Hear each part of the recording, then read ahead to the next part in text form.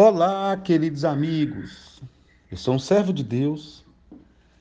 Essa é a nossa gota de sabedoria de hoje. Não sei se você já fez uma leitura do comportamento, das reações, das ações. Eu diria que uma leitura da sua funcionalidade. Como é que você funciona?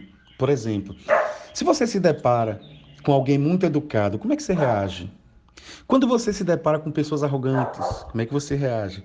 Quando você se depara com pessoas que têm um comportamento muito, eu diria que no perfil de cupim, vai chegando aos poucos. Quando você se depara com gente maliciosa, quando você se depara com pessoas que não olham no olho, quando você se depara com pessoas muito travadas, muito fechadas, intrinsecamente reservadas. E quando você se depara com pessoas que são, eu diria que muito expostas, muito expositivas, elas chegam carismaticamente falando com todos. Como é que você reage? Perceba que há uma tendência a rejeitarmos algumas coisas que gostaríamos muito, tanto do ponto de vista comportamental, quanto do ponto de vista de aquisição. Nós somos assim.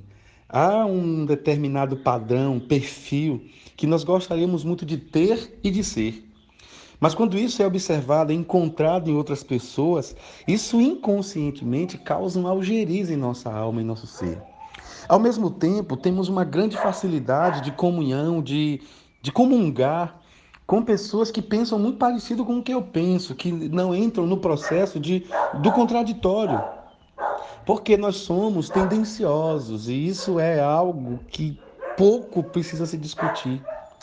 Então, quando as pessoas elas têm uma tendência a pensar, a olhar na mesma direção que eu, isso termina me causando uma certa preguiça relacional. Porque eu não preciso fazer esforços. Conviver com os iguais, conviver com aquelas pessoas que coadunam com todos os meus sentimentos, comportamentos, opiniões, aptidões, isso é a coisa mais fácil do mundo. Isso aí eu não vou ter, por exemplo, um exercício para mudar, para enfrentar, para suportar, para me relacionar, entende? Então nós vamos perceber na construção de uma personalidade, eu diria, mais, é, é, mais crescente, mais liturgicamente em paz, uma personalidade que dê uma envergadura capaz de suportar as batalhas da vida. É interessante entender que, suportando os diferentes, convivendo com os diferentes, entendendo os diferentes, caminhando no comportamento paradoxal das minhas reações, da reação do outro, da minha ação e da ação do outro, isso vai me conduzir a uma flexibilidade relacional. E quando as dificuldades mais profundas se apresentarem no meu caminho, eu vou estar mais preparado. Eu vou estar mais sólido, mais firme. O meu terreno será mais extremamente preparado para suportar as tempestades da vida. E eu quero ler um texto hoje, você sabe, quando eu, por exemplo, chego num dia de domingo como hoje, eu tenho alguns hábitos, eu sou pastor, eu vou à igreja, essas questões que envolvem a vida ministerial de um pastor, de um padre, de um clérigo, de alguém que é líder de uma religião. Então eu tenho os meus jeitos, os meus esquemas, a minha forma, eu tenho meus hábitos, então eu levanto pela manhã, geralmente eu não tomo café no domingo pela manhã, eu gosto de manter uma liturgia, de me preparar para estar na minha congregação.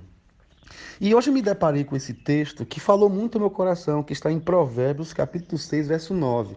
Talvez citar esse texto para a temática que estou trabalhando, você vai até estranhar.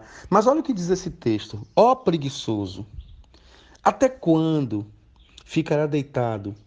Quando te levantarás do teu sono? Um pouco para dormir, um pouco para tosquenejar, um pouco para encruzar os braços em repouso. Assim, sobrevirá a tua pobreza como um ladrão e a tua necessidade como um homem armado. Gente, esse texto falou muito ao meu coração. Porque é natural pregarmos ao preguiçoso aqui como uma preguiça do corpo.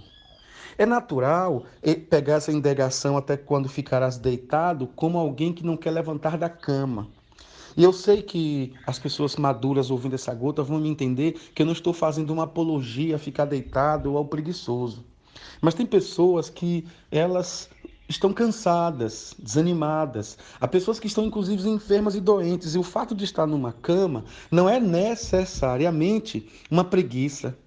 Pode ser uma doença. Então, hoje e amanhã eu vou gravar essas duas gotas sobre como moldar, como estruturar, como criar um processo de ajuste em nossa vida, nossa personalidade, de tal maneira que eu saia dessa letargia, saia desse comodismo, saia dessa estagnação, saia dessa vida muito, eu diria que programada e programável.